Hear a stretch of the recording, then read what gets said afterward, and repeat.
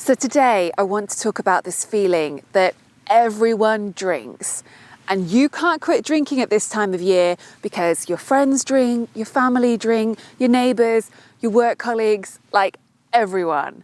It's just what people do during the festive season. So if you try not to drink right now, it's going to be really awkward and hard and horrible because everyone drinks. I get this feeling. Gosh, I so clearly remember feeling that way too. Alcohol was such a big part of my world before I quit. And the idea of not drinking felt a bit like signing up to a life of always being different, always feeling like the odd one out. And surprise, surprise, that didn't make me feel very motivated to stay sober. So today, I want to share a different way of looking at this with you in case it helps to shift your perspective too. Now, what I'm not going to do in this video is spend a great deal of time trying to convince you that there are lots of people out there who don't drink, even though that is true. Because in the UK alone, 1 in 5 adults are teetotal. And I've lost track of the number of women who I've worked with on my stop drinking course who've reported that after they quit drinking, they noticed their friends don't drink quite as much as they thought they did.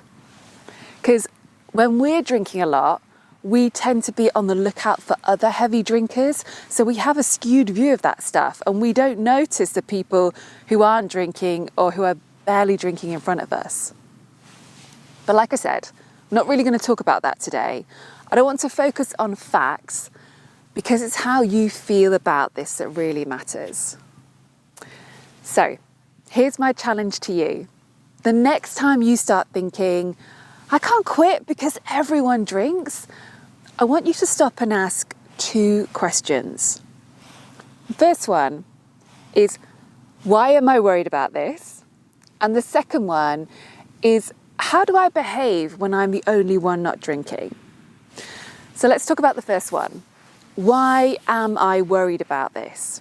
Why am I putting so much emphasis on this? Why am I so worried about being the only one not drinking? Well, I don't know what your answer is, but I know why I used to worry about it.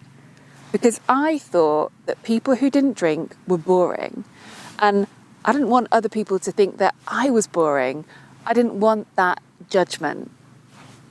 That's truly what I was worried about deep down.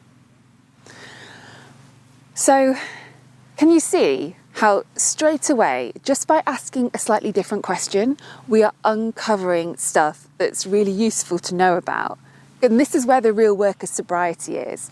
It's getting away from those big, vague statements like, yeah, but everyone drinks, and really looking at what's behind that instead. Because once you start to identify what you really think, then you can get to work on examining whether that's true or not. Because just to go back to this whole being boring if you don't drink thing, when I actually think about that now, I think it's a bit of a silly thing to think and believe. We would never say that about other drugs. We would never say, oh gosh, non-smokers, they are so dull. Like, why do we say that about alcohol? I don't know if you've been watching the Great British Bake Off, but the guy who won, Peter, he mentioned during one of his bakes that he doesn't drink very much. And he said something like, I'm the one who goes to a club sober and leaves after an hour. I'm really boring.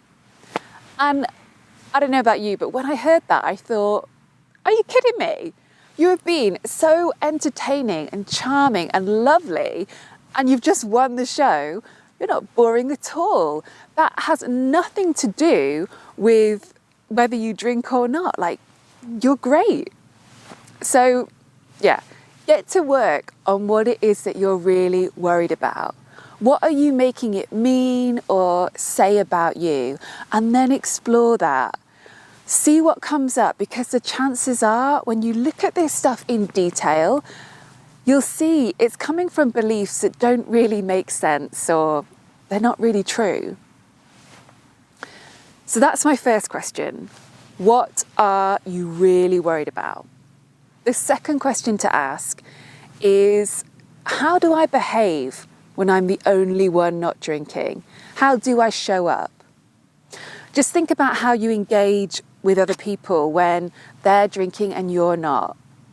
Do you show up as your amazing self? Are you part of the conversation? Are you laughing, smiling, having a good time? Or do you get all caught up in your own head, worried about what other people think, wondering if they've noticed that you're not drinking? What do they think about it? What are they going to say? Are you busy telling yourself that, you aren't as much fun when you're sober, you don't feel like you can relax, and you're so tense, and on and on and on? It's what you're thinking and what's going through your mind that's going to create your experience. And when you don't like what you're thinking about yourself or about the situation, the solution isn't to drink over that. The solution is to look at your thoughts and practice shifting them. Otherwise, you will be dependent on alcohol in order to create certain experiences for you. And actually, you've got so much evidence that you can socialise sober and have a great time and not even think about it. I mean, you go out for coffee with friends, right? You go for walks, you do lunch with your work colleagues.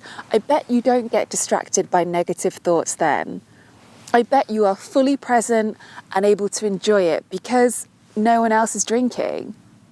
But if you can feel good about socialising in that situation, then you can also feel good when other people are drinking too. Because all that's really going to change is that the people around you are putting a different liquid in their glass. I mean, that's literally all the difference is. So have a think about this, because this is the kind of work we need to do in order to feel good about not drinking. It's about breaking down really big statements like, yeah, but everyone drinks, and looking at all the feelings and the beliefs behind that, because that is the stuff that can so easily be changed. So I'm Kate B. Scroll down and let me know in the comments what you think about this. And I hope you have a brilliant week ahead, whatever you are doing this festive season.